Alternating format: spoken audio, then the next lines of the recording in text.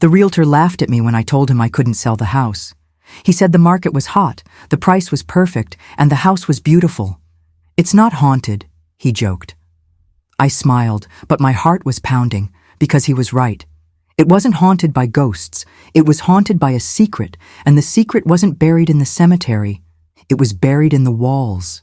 But to truly understand, let me start from the beginning. My name is Sarah, and I inherited my Aunt Carol's house in Portland, Oregon, after she passed away. The house was a beautiful old Victorian, filled with antique furniture and the smell of jasmine. It was a perfect piece of history in a perfect neighborhood. I had no emotional attachment to it as I lived in another state, so I immediately called a realtor to put it on the market. It was an easy decision. I just wanted to sell it, take the money, and move on. My aunt was a loving but private woman, and I assumed her house was just as straightforward as she was. The first few days were a whirlwind. We got multiple offers, all above the asking price. It seemed like a dream. But the dream quickly became a nightmare when the first buyer backed out, then the second one, and the third. They all gave the same vague reason. Something didn't feel right. The realtor, frustrated, told me they all mentioned a feeling of unease, a cold spot in the hallway, and a constant low humming sound coming from the walls. I laughed it off as nerves, but when the fourth buyer walked away, I decided to stay at the house myself to see what was going on. The first night I stayed there, I was unnerved by how silent the house was, but that silence was soon replaced by a soft, persistent humming sound. It wasn't like a machine or a ghost. It sounded sad. It seemed to be coming from the main wall in the hallway, a wall my aunt had decorated with a massive, hand-embroidered tapestry. I took the tapestry down and saw that the wall was a fresh coat of plaster, much newer than the rest of the house. Why would my aunt have plastered over a wall like that? My mind immediately went to the stories of hidden rooms, and I became obsessed with finding out what was behind that wall. I tried to peel away the plaster, but it was too strong. I rented a small drill and began carefully making small holes, but all I found was another layer of wood. I was about to give up when I noticed a loose floorboard. I lifted it and found a small, locked metal box. Inside were my aunt's old journals, dating back 30 years. My heart pounded as I started reading, hoping for an explanation. But what I found was so much more. She wrote about a dark time in her life, a time before I was born. A time when she worked in a small clinic with a man she trusted, a man who was a respected doctor in the community. The journal entries became more frantic as the story unfolded. The doctor was not who he seemed. He was secretly addicted to painkillers and was running an illegal operation, prescribing drugs to vulnerable people and leaving a trail of destruction. My aunt tried to stop him, but he threatened to ruin her career and expose the secrets of her past. She was trapped. She wrote about a young patient, a girl who came in for a simple checkup, only to become a victim of the doctor's lies and illegal prescriptions. He took advantage of her, and when my aunt found out, she confronted him. The journals recounted the final, terrifying confrontation in that very hallway.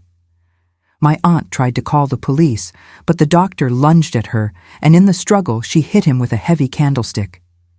It was an accident, an act of self-defense, but she was terrified. She had no one to turn to, and she feared her reputation would be destroyed, that no one would believe her story. So, in an act of desperation, she hid the body, burying it behind the wall she had plastered over. The humming sound was not a ghost. It was the house's foundation, a quiet reminder of what was buried there. I was horrified, but then I found the last entry. It was a single line that said, "I could not sell the house. Justice must be buried here." It wasn't just a secret. It was her life's burden. I called a lawyer, not to sell the house, but to discuss my options. He told me that legally, I was under no obligation to reveal what I had found. I could simply walk away and sell the house. The statute of limitations had passed, and my aunt would never be charged. But as I sat in that house feeling the weight of the walls and the silent justice buried inside, I knew I couldn't sell it. I couldn't profit from a secret that had consumed my aunt's life.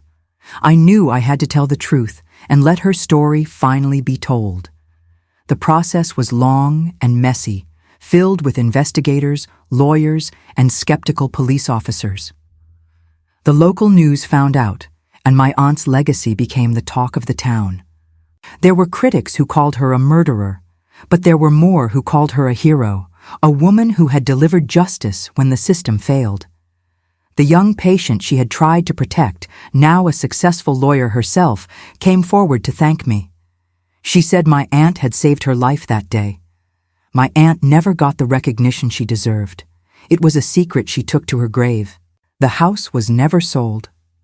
I decided to donate it to the city to be turned into a safe house for survivors of domestic abuse in honor of the silent justice my aunt had served. The humming sound in the walls stopped. The weight was finally lifted. My aunt's secret wasn't a curse. It was a sacrifice. She couldn't sell the house because it was her testament, and now it's a monument to the silent heroes who take justice into their own hands when no one else will. This house, a place of silent secrets, finally found its voice. If this story reminds you that the truest heroes are often the ones whose stories are never told, please hit the like button and subscribe to Real Story Uncovered for more emotional stories that prove truth is stranger than fiction. And tell us in the comments below, have you ever found a secret that changed everything you thought you knew about someone you love?